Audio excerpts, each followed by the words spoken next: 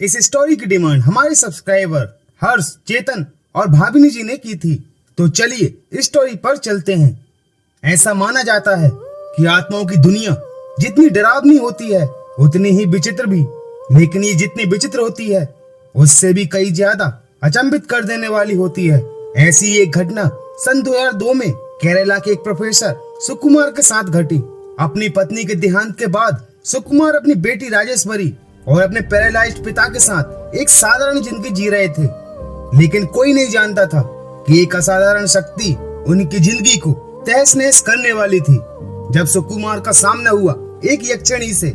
Hello guys, मुझ पे हो गया है क्रिकेट का भूत सवार, क्योंकि मुझे जीतना है इस बार प्लेयर स्पॉट पर 10 करोड़ तक के इनाम। आ गया है मैच का सीजन और प्लेयर स्पॉट की विनिंग का भूत तो सब पे चढ़ेगा ही। अरे डाउनलोड करो player spot fantasy gaming app, जो सिर्फ मेरा ही नहीं मेरे जैसे 1 करोड़ लोगों का फेवरेट है। और इस सीजन की विनिंग तो बवाल है बवाल। तो इंडिया के अब हर घर में होगा क्रिकेट का भूत सवार। प्लेयर स्पॉट पे मैं सिर्फ स्पोर्ट्स ही नहीं, बहुत ही इजी एंड एंटरटेनिंग गेम्स भी खेलता हूँ, जैसे ludo, rummy, snakes and ladders, call breaks, ऐसे ही 15+ गेम्स जिनको खेलकर जीत सकते हो अप टू ₹50 लाख। अब बोलोगे प्लेयर स्पॉट ही क्यों?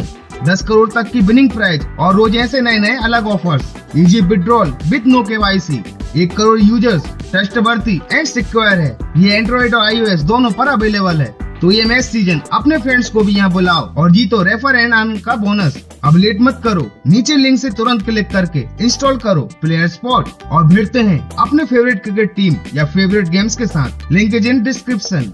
This game involves an element of financial risk and may be addictive. Please play responsibly and at your own risk. Episode की शुरुआत होती है और हम सुकुमार को अपनी कार से घर जाते हुए देखते हैं, पर तभी उनकी कार अचानक से खराब हो जाती है और वो पानी लेने एक पोखर के पास जाते हैं। और पानी लेकर जब वो वापस अपनी कार के पास आते हैं तो वो ये देखकर चौंक जाते हैं कि कोई औरत उनकी गाड़ी के पास खड़ी है। और वो पूछते हैं कि मैडम क्या हुआ, आप इतनी रात इस सुनसान रोड पर अकेली क्या कर रही हैं? जहाँ वो कहती है कि मेरी गाड़ी खराब हो गई है, क्या आप मुझे आगे तक लिफ्ट दे सकते हैं? जहाँ सुकुमार कहता है कि हाँ हाँ बिल्कुल, आप गाड़ी में बैठिए। जिसके बाद दोनों आगे बढ़ते हैं और सुकुमार को मालिनी के लिए कुछ फीलिंग्स जागने लगती हैं।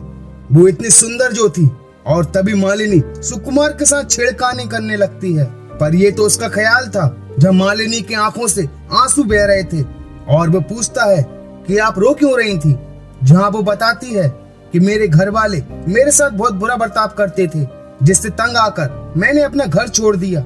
देखिए प्लीज, मैं आपको कोई परेशानी नहीं देना चाहती, आप बस मुझे आगे तक ड्रॉप कर दीजिए। जहाँ सुकुमार कहता है कि ठीक है, मैं आपको किसी रिश्तेदार के यहाँ छोड़ दूं, पर वो कहती है कि मेरा कोई रिलेटिव्स यहाँ नहीं रहता।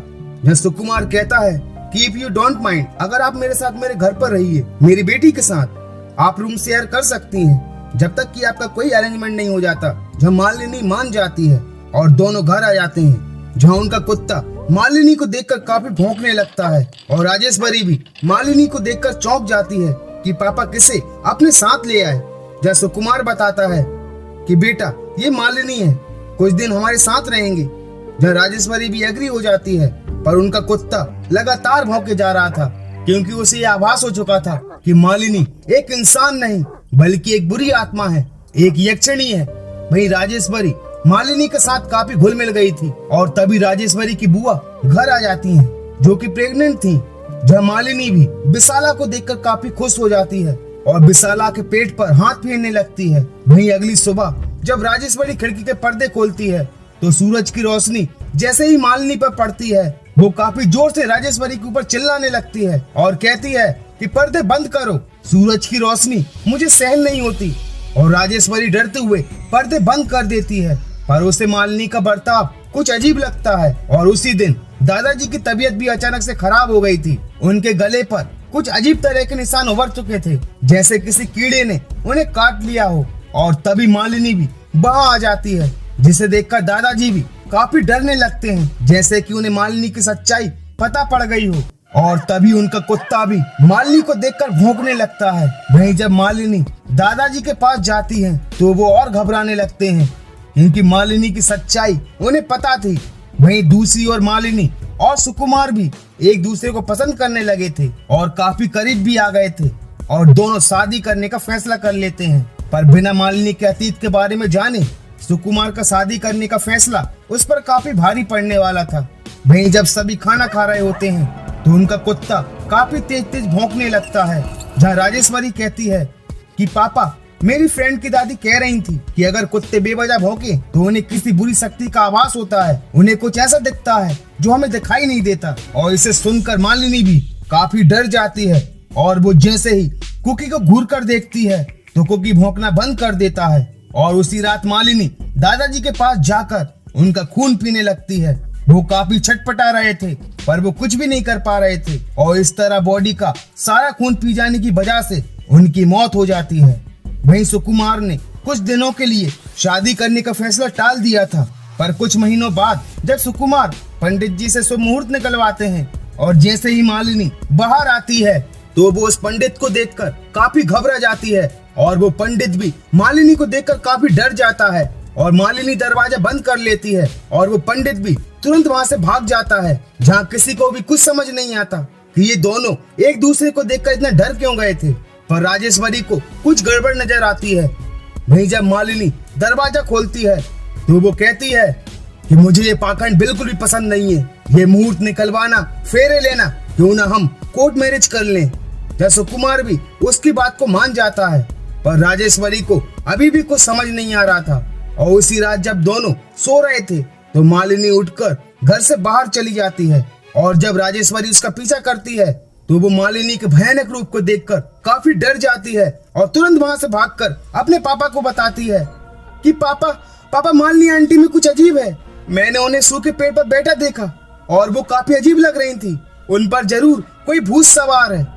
पर सुकुमार उसकी बातों पर यकीन नहीं करता और तभी मालिनी वहां आ जाती है और राजेश्वरी की बातों को झुठला देती है और कहती है कि जरूर तुमने कोई बुरा सपना देखा होगा। वहीं सुकुमार भी पूरी तरह से मालिनी के बस में आ चुका था।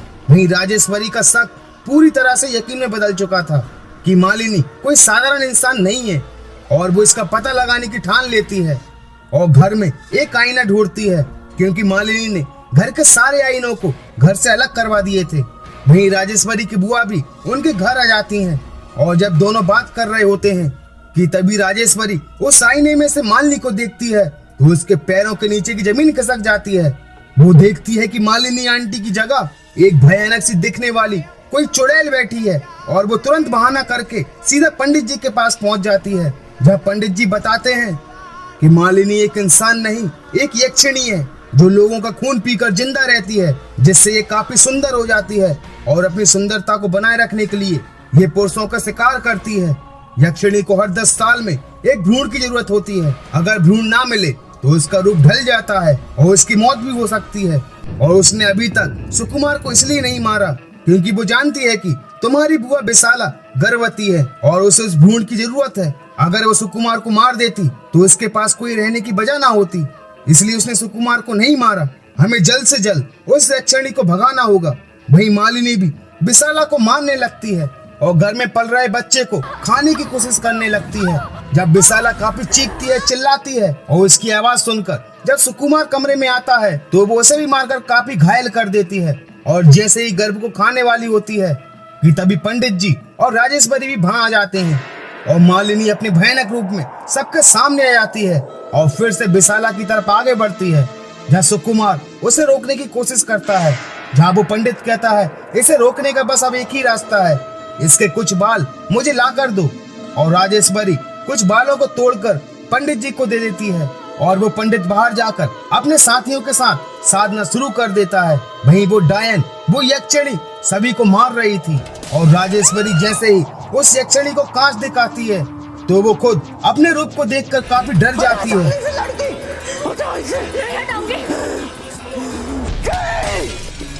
और राजेश्वरी को भी घायल कर देती है। वहीं वो पंडित जब मंत्रों का उच्चारण करता है तो वो यक्षिणी घर से बाहर आ जाती है और सभी मिलकर उस यक्षिणी को एक पेड़ से बांध देते हैं और देखते ही देखते वो यक्षिणी वहां से गायब हो जाती है और हमेशा हमेशा के लिए उनकी जिंदगी से दूर चली जाती है। पर उस यक्षिणी की वजह से सुकुमार और राजेश्वरी अपने पिता और अपने कुत्ते को खो चुके थे, पर उस यक्षिणी के जाने के बाद अब दोनों सुरक्षित थे। और इसी के साथ इस एपिसोड का दी एंड हो जाता है। तो दोस्तों, आपको ये स्टोरी कैसी लगी मुझे लाइक और कमेंट्स करके जरूर बताना अगर आप फेयर फाइल्स की और भी स्टोरीज को देखना चाहते हैं तो हमारे चैनल को सब्सक्राइब करना मत भूलना। तो मिलते हैं फेयर फाइल्स की एक और दहशत भरी खौफनाक स्टोरी के साथ। And thank you so much for watching this video.